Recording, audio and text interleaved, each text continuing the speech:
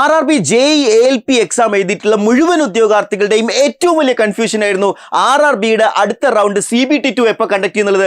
റെയിൽവേയുടെ ഭാഗത്തു നിന്ന് ഒഫീഷ്യൽ ആയിട്ടുള്ള ഒരു നോട്ടീസ് വന്നിരിക്കുകയാണ്. അപ്പോൾ ഞാനിപ്പോൾ ഉള്ളത് RRB ചെന്നൈയുടെ ഒഫീഷ്യൽ വെബ്സൈറ്റിലാണ്. അപ്പോൾ ഈ ഒരു വെബ്സൈറ്റിൽ വന്നിരിക്കുന്ന ഇമ്പോർട്ടൻറ്റ് നോട്ടീസ് എന്ന് പറയുന്ന കാറ്റഗറിയിൽ ആദ്യം വന്നിരിക്കുന്ന ഈ ഒരു notice, click here for notice regarding tentative schedule for second stage of CBT ALP എന്ന് പറഞ്ഞിട്ടുണ്ട് ആൻഡ് JEE എക്സാം എന്ന് പറഞ്ഞിട്ടുണ്ട്.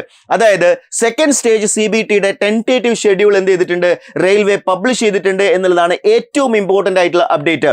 റെയിൽവേയുടെ എക്സാം എഴുതുന്ന എല്ലാ ഉദ്യോഗാർത്ഥികളും ഏറ്റവും അധികം കാത്തിരുന്ന ഒരു അപ്ഡേറ്റ് തന്നെയാണ് റെയിൽവേ എക്സാംസ് കണ്ടക്ട് ചെയ്യാൻ പോകുന്നത്. അപ്പോൾ ഇതിൽ പറഞ്ഞിരിക്കുന്ന കാര്യം അസിസ്റ്റന്റ് ലോക്കോ പൈലറ്റ് അതേപോലെ തന്നെ JEE DMS പോസ്റ്റിനെ കുറിച്ചാണ് ടെൻറ്റേറ്റീവ് ഡേറ്റ്സ് ആയിട്ട് പറഞ്ഞിരിക്കുന്നത്.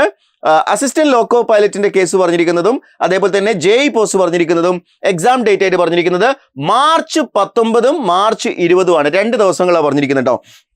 അതായത് റെയിൽവേയുടെ എക്സാം ഡേറ്റ് പബ്ലിഷ്ഡ് ആയിരിക്കുന്നു CBT2ന്റെ. അപ്പോൾ സ്വാഭാവികമായിട്ട് നിങ്ങൾക്ക് ഉണ്ടാകുന്ന ഒരു സംശയമാണ്, CBT2ന്റെ എക്സാം ഡേറ്റ് ഒക്കെ വന്നു, പക്ഷേ CBT1ന്റെ റിസൾട്ട് വന്നിട്ടില്ലല്ലോ എന്നുള്ളത്. അപ്പോൾ അവിടെയാണ് റെയിൽവേ പറഞ്ഞിരിക്കുന്നത്, the result for first stage CBT are under finalization and the list of candidates are shortlisted for second stage CBT will be published shortly എന്നാണ് പറഞ്ഞിരിക്കുന്നത്.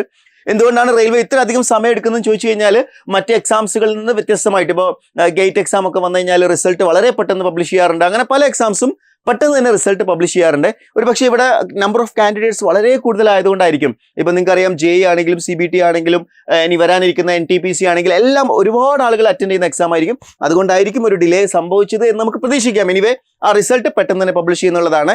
അതായത് ഞാൻ ഇതിന് മുന്നേയും പറഞ്ഞിട്ടുണ്ട്, റിസൾട്ട് പബ്ലിഷ് ചെയ്തതിന് ശേഷം പഠിച്ചു തുടങ്ങുന്ന ഒരു രീതിയിലല്ല CBT2ന്റെ പ്രിപ്പറേഷൻ നിങ്ങൾ കൊണ്ടുപോകേണ്ടത്. സോ CBT2 ഞാൻ പറഞ്ഞു നിങ്ങൾ നേരത്തെ തന്നെ പഠിച്ചു തുടങ്ങണം എന്നുള്ളത്. കാര്യം അതിന്റെ റിസൾട്ട് വന്നാൽ വളരെ ചുരുങ്ങിയ സമയം മാത്രമേ എക്സാമിന് വരാൻ സാധ്യതയുള്ളൂ. പബ്ലിഷ് ഷോർട്ട്ലി എന്ന് പറഞ്ഞതുകൊണ്ട് തന്നെ കൃത്യമായിട്ടുള്ള ഒരു ഡേറ്റ് നമുക്ക് പറയാൻ പറ്റില്ല, റിസൾട്ട് വരുന്ന ഡേറ്റ്. പക്ഷേ എക്സാമിന്റെ ഒഫീഷ്യൽ ഡേറ്റ് മാർച്ച് 19 മാർച്ച് 20 ആയിരിക്കും എന്നുള്ളത് കൺഫേം ആയിട്ട് റെയിൽവേ പറഞ്ഞിരിക്കുന്നു. And also one more thing, tentative schedule എന്നേ പറഞ്ഞിട്ടുള്ളൂ. അതുകൊണ്ട് തന്നെ റെയിൽവേക്ക് അത് ചേഞ്ച് ചെയ്തേക്കാം, മേ ബി ചേഞ്ച് ചെയ്യുക, അതൊന്നും നമ്മൾ വിഷയമല്ല. നമ്മൾ ഈ ഡേറ്റ് തന്നെ കണ്ടുകൊണ്ട് തന്നെ പഠിക്കേണ്ടതായിട്ടുണ്ട്.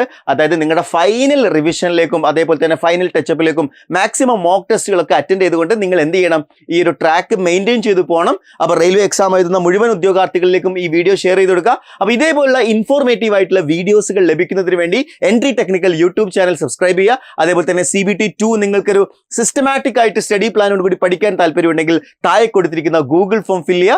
So wish you all the best. നന്നായിട്ട് പഠിക്കുക, നല്ല വിജയം കരസ്ഥമാക്കുക. 2025 നിങ്ങൾ ആഗ്രഹിച്ചൊരു സർക്കാർ ജോലി നിങ്ങൾക്ക് ലഭിക്കട്ടെ. That's all for today.